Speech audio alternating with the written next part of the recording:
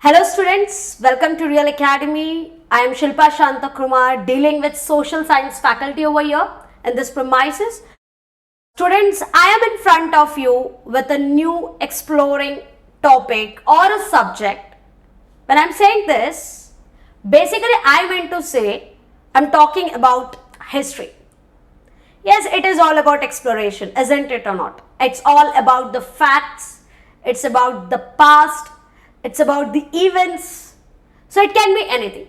Something which has been connected to your oldest form of understanding, or either something which has been connected to the concept of historiography, that is research, analysis, doubts clearing, hypothesis. Everything has been culminated into under one platter known to be as history. So my dear students, today we are going to look into a small topic where we are going to study about the sources, especially dealing with the topic from 8th ICSE, where you can find we are going to start up with the beginning of the modern world. Students, in history, right now I am speaking to you, I am trying to deliver something, making you understand something, right? So when I am saying that I want you to look at this topic in a very naked manner, at that scenario, I am going to talk about some of the facts. And these facts, when I am coming into conclusion, it's all about because of evidences, because of analysis, because of research, which means it has a process. So when you try to reach towards a process, it's about the sources. History is all about sources. And when you try to put that sources by utilizing on the higher power level, it is considered to be as what? Resources, right? So when you can see on the screen which we have, that we are going to talk about modern world. So students, already you are aware that India, when she talks about her history, she has always been put forwarded three different eras. So whether it's about India or whether it's about the international fraternity or the world, it has been segregated or bifurcated into three different mediums, three different process, or either you can call it as what? Three different stages. Now what are they? If you know it, make sure that you're commenting below and letting me know like what exactly these three stages are, right? So what are the three stages? Let me tell you. I hope you might have done that. So come across with that topic. Three stages kya hai? So the three stages are basically ancient, second we have medieval, and the third is modern. So students, when I am saying a modern world, basically people don't understand ki modern world ki shuruaat kahan se hui. Yes, it was the beginning of the Britishers and their entire era, their empire, their colonization, which resulted into advent of a new modern world. But that does not mean that they started with that. They conquered all the regions. But how? Who has lost during the period of modern world? So there was a decline of Mughal Sultanate, that is the Mughal period, and there was an advent of Britishers. So my dear students, let's get back to the topic and try to focus how did this modern period came into existence. So as I told you, three different periods, my dear students. What are they? Ancient, medieval, and modern. And this is how we have been studying. This is how we have been understanding the facts, the analysis, the research, when I am calling it as three different types, right? So going ahead and let's have a look into this. What do you mean by period of transition? For example, कल क्या थे आप, आज क्या हो, और आने वाले कल को क्या रहोगे? इन तीनों periods के बीच में एक छोटू सा gap है. So when you try to look into that transformation, like what you were yesterday, what you are today, and what you will be tomorrow, that single path of transformation, my dear students, is known to be as what? Transition. It's known to be as what? Transition. Like one era got ended and the another era of a different ruler got started. It's known to be as what? Transition. Trust me guys, one thing, history is all about transitions. So let's get back to the topic जहाँ पे हम बात करेंगे कि अगर मैं ये कह रही हूँ कि period of transition, how did the differing patterns comes over here, right? So historical periods do try to differ from country to country. You cannot expect कि जो इंडिया का है वही बाकी अब्रॉड कंट्रीज के कोई भी unanimously कोई भी कंट्रीज का हो. You cannot accept that, right? You cannot expect also. So at that scenario, it tries to vary on the basis of region. Depends upon what sort of development they might have accepted, or either what is the pattern of development which has been coming across in that particular region. So my dear students, it's all about the transition, and the transition can get changed one after the other, one after the other. You cannot predict it, right? So that's what history is. At that scenario, when I'm saying beginning of modern period, it was generally started during almost mid of the 18th century. Almost a mid period of the 18th century mein, there was an advent, and I would say there was a transition, there was a transformation about a modern period. I hope I'm clear to that. Coming back over here, when I'm saying the turning point, especially अगर आप सिर्फ India को focus करोगे तो ये जो transition की हम बात कर रहे हैं, हिंदुस्तान में ये transition from the period of medieval to the period of modern age, it was by the conquest of Britishers. So students, as I told you, decline of Mughal era, advent of Britishers with their colonization was something considered to be as what India's modern period. So I hope I am clear with that particular period of transition. Dhyan rakhega, it's a very mandatory question for your examination. Make sure you're learning this with me. Now, the question is, what are the features of modern period? Like, look at me or look at yourself. Don't look at me, forget about it. Look at yourself. When you look at yourself, you know you have been modernized, right? You have done all this period of development. From the age of offline, you are right now in the era of online. So students, you are the biggest instances of modern period. So what can be those characteristics, or what can be those criteria when I'm saying modernization? So first thing, urbanization, you are a part of it, right? Technological advancement, you are also the part of it. Democratic institution, you will be very soon. Fundamental civil liberties, you are aware about your freedom of speech and expression, right? Then rationalism, yes, it do exist in your thought process. Humanism, yes, you are the generation, the pillar which is going to work on the concept called humanism. And that's why I end up with the concept by saying that yes, you are a part of a modern world. Welcome back to that. So when I'm saying students that these are the basic criterias or the characteristics or the features of modern India, you have to look yourself.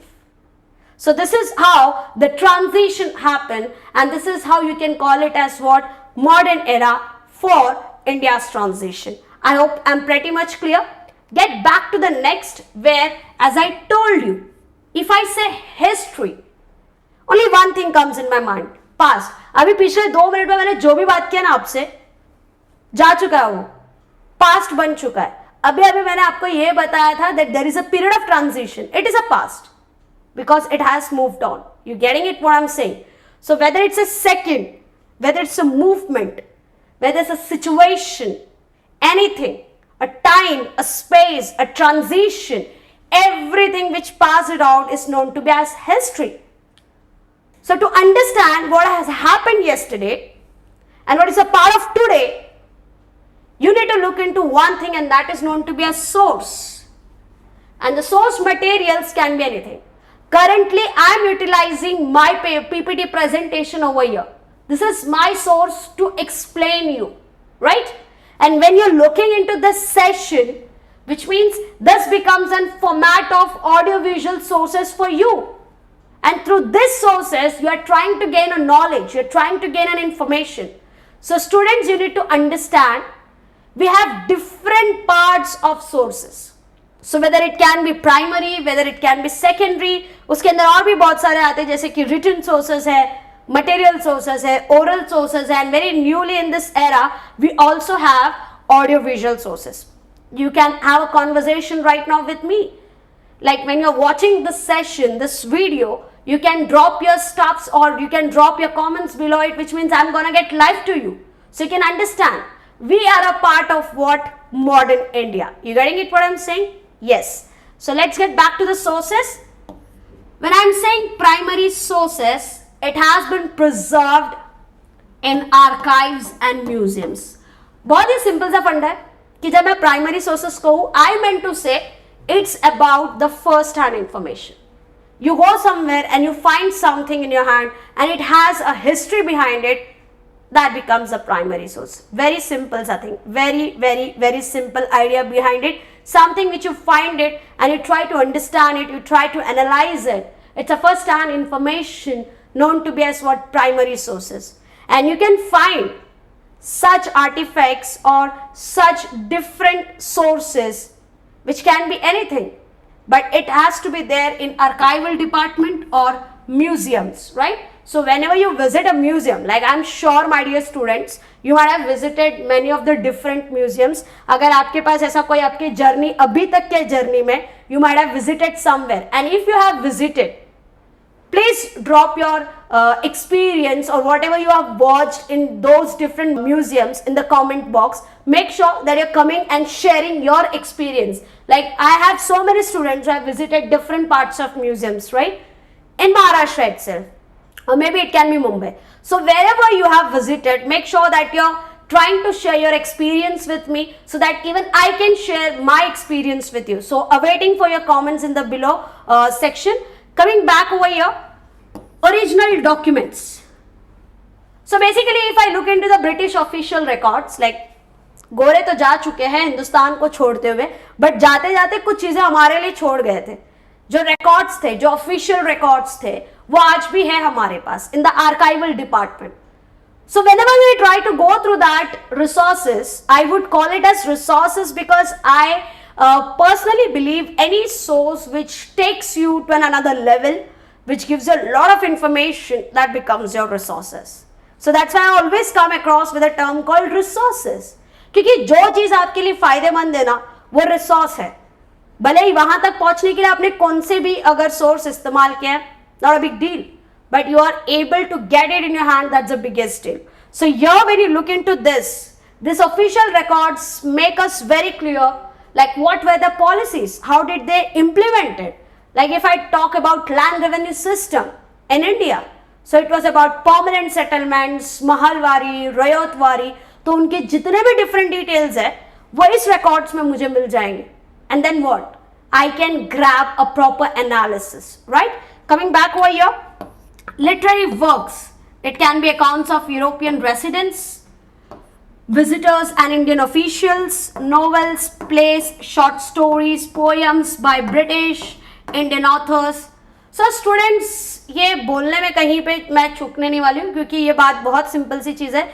एक वक्त ऐसा था modern period में when we spoke about the concept of colonial historiography, where Britishers, they started writing in India about India and about India's traditions, her history. So there were a lot of different thinkers, different British officers who came across and they tried to make sure that there is a translation going on. जैसे कि Frederick Max Muller, he came across with a Hitopadesh, a Sanskrit text got converted and translated into another language in the English, and later on it got translated into German. So if you can see into that, there was a possibility that people were doing that. In fact, Rig Veda got translated into German by him so that they can have a clear indication and clear idea like what exactly the India's history is talking about. So students, if you look into such resources, this helps you out to understand the old scriptures. So when I'm saying the old scriptures, simple सा फंडा है कि अगर मेरे हाथ में कोई एक मैन्युस्क्रिप्ट मिल जाता है तो मुझे तो नहीं पता भाई वो स्क्रिप्ट कौन से टाइम की है, किसने लिखी है, कौन से एरा को कमिट करती है या फिर कौन सा रूलर था. But if I am an expert in that, I would be able to read it. I would get it whether it's a Brahmi script, whether it's a Greek, whether it's what, right? So whenever you find something, that becomes a primary source. Secondly, historical works by the contemporary historians. There were so many different historians. Like अगर आप India की बात करें, India के modern world में you can say Ranjit Guha, he was the and in fact he is the one who is considered to be as a contemporary historian trying to talk about India's historical facts. So there are so many individuals who try to look into such primary sources so that they can create a larger number of explorations. So I hope I'm pretty much clear to you with primary sources. Artistic works like paintings, sketches, engravings, drawings, like I'm sure that you might have visited Aurangabad, that is Ajanta and Ellora. If you go over there, you can find different paintings are there. Gautam Buddha's entire lives and biography has been scriptured out over there. You can see in Ellora caves, one single monolithic rock has been utilized in a Kailash temple, which has a lot of scripts on it during those era. So such things becomes a primary source of endeavor for you to understand what is history is trying to talk to you, right? Come back over here. Photographs, audio cassettes, films, videotapes, for example, from the important personalities. Let me give you a small instance. Late former Prime Minister Pandit Nehru, when he was giving his speech when India got independent, you and me were not there. Obviously, we were not there. But we are aware that he spoke about the tries with destiny in a speech. How did we are aware about it? Because we have the original tapes right now in our archival department. So students, agar aap online jaake check karoge, you will find a speech. Whether you might not get that much clarity what you're expecting right now in this modern era, but still you will get a source to understand, to listen. For example, a poem from Rabindranath Tagore, or either a speech given by Subhash Chandra Bose. You can get it, but where did we found it? You and me were not there, but we are able to understand and know the original facets. So you will be able to get it from the different archival departments, and that's why we call it as what? Primary sources, right? Coming back, newspapers, whether English or any of the vernacular language. So if I say English, look at Times of India, the Tribunal, these were the newspapers which were there in the pre-independence era. And if I say vernacular languages, so obviously you are aware about it, Amrit Bazar Patrika, Digdarshan, Darpan, right? You are aware about Kesari, you are aware about Maratha. These are some of the vernacular language related newspapers or the magazines or the articles, or I would say the mouthpieces, which somewhere or the other helped out people to understand the history. How did India's history got evolved? Come back over here. Some of the archaeological remains like monuments and artifacts. As I said, if you look into such artifacts, that helps you out to understand. So my dear students, when I am saying the sources can be anything. For example, photographs. I guess सिर्फ content पढ़ने से मुझे नहीं पता होता कि गांधी कैसे दिखते हैं या कैसे हुआ करते थे, या फिर मुझे ये नहीं समझ आता कि चंद्रशेखर आजाद कैसे होते थे या फिर भगत सिंह कैसे होते थे सिर्फ कंटेंट रीड करने से. I got a picture, you got a picture to understand like how he or she used to be. So if I'm talking about any of the individuals like Tarabai Shinde, she was the one during the time of feminist historiography, she came across with a very, very awakening published book called to be as Stri Purush Tulna, talking about feminism. I might not have seen her, but I do have the photographs of her. So I can understand who was she, what she did, how she got evaluated with her thought process, talking about feminism, or whether it's about Simone de Beauvoir. So it is something which tries to talk to you when it comes to the sources, and the sources can be anything. It can be the photographs, the minutes, the letters, the statistics, autobiographies, artifacts, journals, interviews, diaries, anything. It can be anything. The first hand sources, my dear students, is considered to be as what? Primary sources. Let's get back to it and look into the secondary sources. Now basically secondary sources are something, for example, if I found a manuscript, I'm going to read it if I'm expert, not a big deal. If I'm an expert, then I would be able to read it. And if I did that, and after reading that, if I'm trying to put a review of mine in accordance to that particular topic, that becomes a second-hand information. Because someone is reading, someone is reviewing it, someone is coming across with a thought process, with his or her own ideologies and thought process or the perceptions.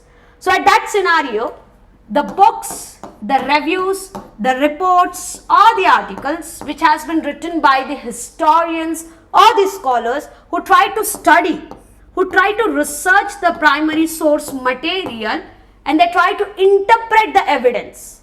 For example, you and me, we are aware that there was a greatest civilization ever happened in the Indian history known to be as Harappan civilization. But we are just aware. Historians went there, they started excavating the region. They got some remains because of which we were able to understand. So that becomes a secondary sources. It's a second-hand information. For example, some remains in Mohenjo-daro. Like we have found almost more than 2,500 seals. And this seals talks about what? The trade which magnificently happened in the doorsteps or on the doorsteps of Harappan civilization. So students, when you try to excavate, when you try to explore, when you try to clarify your doubts, by getting into those sources, we call it as historiography, and that is known to be as what? Secondary sources. So basically, the modern age in India, it began with what? Advent of Britishers. The roots of transition were basically from medieval to modern. I am repeating it again. Decline of Mughal period and an advent of Britishers, right? Going little bit ahead and talking about the Renaissance, a very important topic, Renaissance. So yes, people started thinking about what is right, what is wrong. I would say spirit of inquiry. It was mandatory. अगर मुझे किसी ने कहा कि भाई यहाँ से पानी बह रहा है, मुझे दिख तो नहीं रहा है, बट स्टिल वो किसी ने कहा है, इसके लिए मैं ब्लाइंड फोर्थली अगर उसको बिलीव कर रही हूँ, there is no existence of spirit of inquiry. I should ask that person why, when, how, where, all those WH questions. But trust me students, there was a period of time where people were totally unaware what to question, how to question, when to question and where to question and why to question. And during those periods, none of the individual understand what is right and what is wrong. But with the advent of a great development in the European zone known to be as Renaissance, the pattern of the people started changing. People started thinking about it. They got an idea. They started questioning the facts, like what is right and what is wrong. So you can see the emergence of radical changes happens in the lives of the people and also in the thought process. And I personally feel it's mandatory to question. Right now, you are in the session of social science and you're just listening. You should not, in fact, you should question it. How, when, why, where. And that's make somewhere or the other subject quite interesting. If you're just ratifying the facts, who is interested in that? No one is, especially I am not at all. The only thing you have to do, you have to question. How did this happen? Why did this happen? Who did it? Where did this happen? All those WH questions. But asking this WH question was the only era, that is Renaissance, where people started becoming a part of this movement, representing their new idea of spirit in different facets of their life, in different stages of life, where they started referring to as what? A Renaissance. A Renaissance is something which is considered to be as a rebirth, a revival, where you're back to the pavilion again with a more force. And that happened during this era, where you can find a huge revolutionary changes started happening in Europe and people started marking a great transition from the medieval to the modern age. And that's what Europe witnessed over here. So when I'm saying there was a great expansion of trade, the voyages, especially the discoveries, it happened, we came across with the new sea routes, plus a lot of societies and their wealth and prosperity started happening. So my dear students, when I'm saying Renaissance was a period where art, literature started getting flourished. People started thinking about trade. They only started thinking about the expansion of trade, so that they can develop themselves and become a part of a great economy. People started questioning all the facts. They started answering it. They started understanding what is right and what is wrong, and that was a revolutionary change which was mandatory, which was expected, which was predicted, and finally everything got amalgamated and came under the plateau, and we got succeeded. And such changes automatically changed the entire world fraternity thinking about what is right, what is wrong. So my dear students, I guess I'm pretty much clear with the transitions, with the sources, whether it's primary, whether it's secondary, and a very interesting topic for the day, that is Renaissance. Because I'm sure कि आप obviously अपने parents को 100 सवाल जरूर करते होंगे. For example, अगर उन्होंने ये कह दिया, come on, do this, and you would be like, why, when, how? Is it so necessary to do that? So I'm sure you got a question, and expectedly you question it maybe, right? So when I'm saying you are questioning it, yes, you are a part of this world called to be as the spirit of questioning, the spirit of inquiring, known to be as Renaissance. So I hope, my dear students, you might have gained especially some sort of knowledge from this session. If you like this, make sure that you're liking and you're clicking the button over there and subscribing our channel. Make sure that you're also clicking on the bell icon so that you can get more informative ideas and more exploration over in this channel. Thank you so much.